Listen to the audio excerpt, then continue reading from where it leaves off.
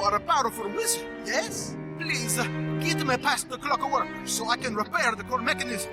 Lead on. I will follow. Scene stealers? And what is a melodious one? What has transpired in this place? Let us hurry! What's up, team, and welcome in once again. We are continuing through our 10-run Gauntlet Farming Series. Today we are in front of the Great Clock Gauntlet. This, of course, will be Tier 1. We've got our trusty, rusty, low-level Ronin Myth Rider here with us. Tier 1 for here are levels 1 through 19. The gear in here gives cards. It doesn't really give any stats or anything, so you know, but with the luck that we've had so far with this run, we're probably well, I'll tell you what, I'll be super excited if we can just get one. It's got a decent one. There's 2 wands in Tier 1. One of them comes with a pip, so that would be a pretty good pickup. There are some pets that you can't get at the kiosk, the Pale Maiden, and one of the cheese wits. I don't know which one it is, or if there's more than one, or no. Maybe Papa, I'm not sure. The treasure cards that are in here look like they probably be beneficial for Decathon, possibly. I don't know. I'm not a huge treasure card connoisseur. I don't really use a whole bunch of them. There are a few Mega Snacks in here, and I have written down the gold that old Ronin has here. Probably won't be as bent on getting through here as quick as I have the previous runs. Just not in a super big hurry, but we will keep up with the time just to have at minimum general ideas. So, anywho, we are running this with Aaliyah, and we established last time we ran with her that she is a 140. So, rock and roll. Here we go.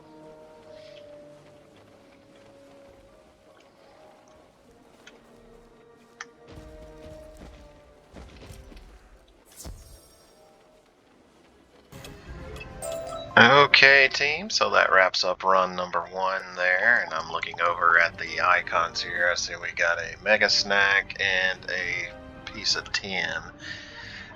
I will say that, let's see, look up here.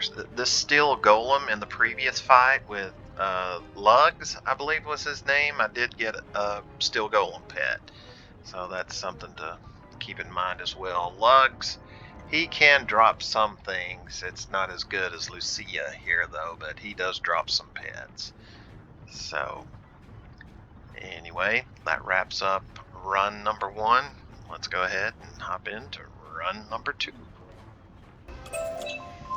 Wrapping up run number 2. It looks like this go around we picked up a Ash Spider and a Square Clock Tower. So that is the results to run number 2. Let's hop along and move on to the next run. Okay, this is putting a bow on run number 3. I was really impressed with the amount of reagents that we were getting until I realized that the current double reagents is going on right now. So reagents not quite as good as what may be represented in this run, but for the final fight here, we got a pretty good Decathon treasure card and platinum. Platinum's nothing to sneeze at as far as reagents go. The higher level got 2 deep mushrooms, so you know, it is what it is. And what is next is run number 4. So let's hop over there and get that started.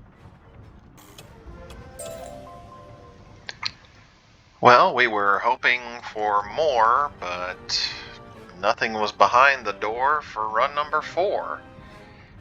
Yeah, Clockwork Flowers, to me, they're not worth the effort, especially when they don't like couch potatoes.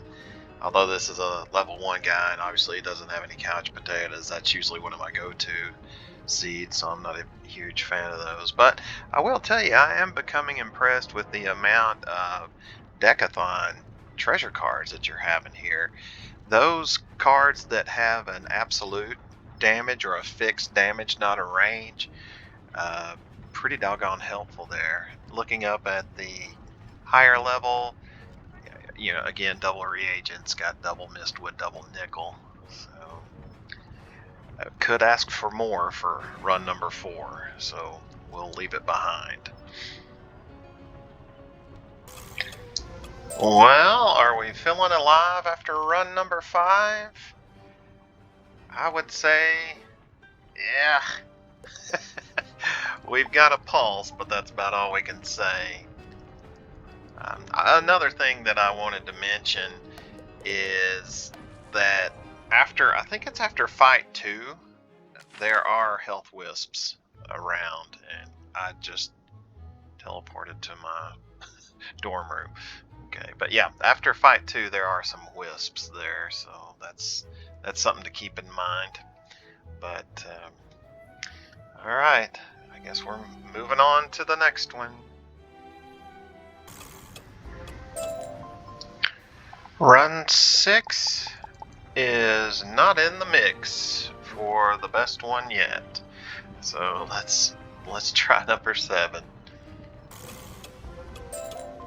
Lucky run 7? Yeah, I don't think so. Let's see what we got. Clockwork Paladin. I'm not sure. I think you can get that one at the kiosk, so I don't think that's as great as it looks. So 7 was not super great, so let's put our hands together and pray for run 8.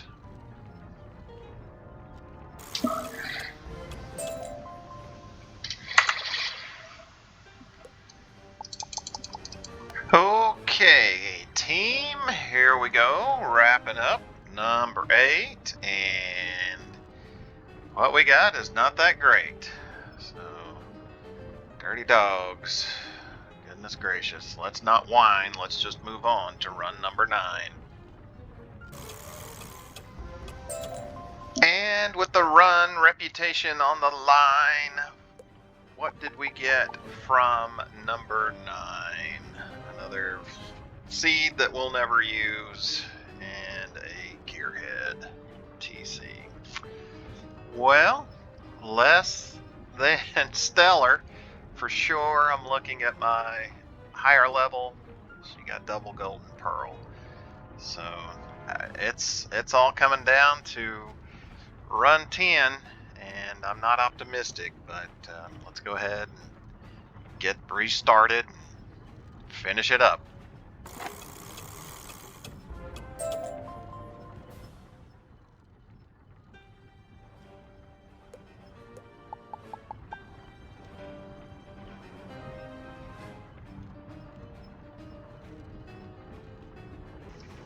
Alright guys, as we try to put a bow on this farming of the Great Clock Gauntlet, we got our 10 runs in, and I guess let's go over the highlights, if we can call them that, or lowlights would probably be more accurate.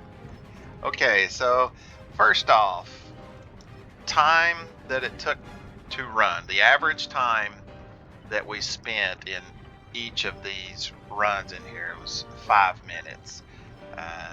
There were 2 runs that ended up being 6 minutes, and 1 run ended up being 4 minutes. So it was all pretty much, you can expect 5 minutes if you're running with a 140 myth and what level is this guy at this point? 9, level 9 myth. So 5 minutes on that. Turns, first turn percentage. What would that be in? Okay, looks like we got to go first 55% of the time. Yeah, as I look back and just how I kind of feel about it, it did seem like we went first a little more than not. So 55% would bear that out. Of course, the gear drop ratio, another offer. We're we're on a heck of a run for getting no gear. I guess we were kind of spoiled getting something. Was that the hat? So that was the SkyTrain robbery. So, spoiled us on that, and also gold. I did actually write it down this time, so I've got an exact number. So for the 10 runs in this gauntlet here, we ended up with 3,839 gold. So that's that. Overall, guys, not a tough one. Again, navigating 2 characters, this isn't too bad.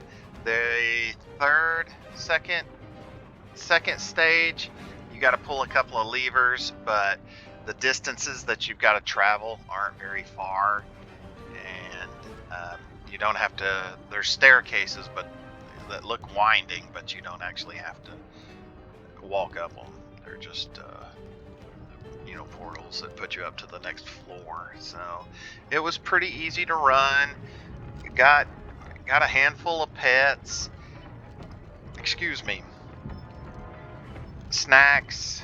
I think I got 2 mega snacks, maybe. I'll have to go back and look, but I don't think I got more than 2 mega snacks in here. But I guess the highlight, if I'm trying to find a silver lining or a bright spot, if you are a Decathon player, there's some pretty good cards in here. And I probably got more treasure cards than anything else. I got those. It seems like after I mentioned that I kind of hate those clockwork seeds, I got at least 2 more of them. So I guess that's karma, huh? That's kind of how it goes. But anyway, it wasn't too bad. It was good to listen to the story. It's a fun little story there. It's well done. It's well done. So overall, I enjoyed it, but I would say I'm disappointed. So, anywho, team, we are going to hop off here. I do appreciate the view as always, and thank you for sticking with us all the way to the end. We should have another gauntlet farming coming down the pike. I'm not exactly sure which one we're going to do. I'm going to have to do some searching, because I know I've got some somewhere across my accounts, but it's a matter of digging those up. So guys, I appreciate it as always, and hopefully soon I will see you in the spiral.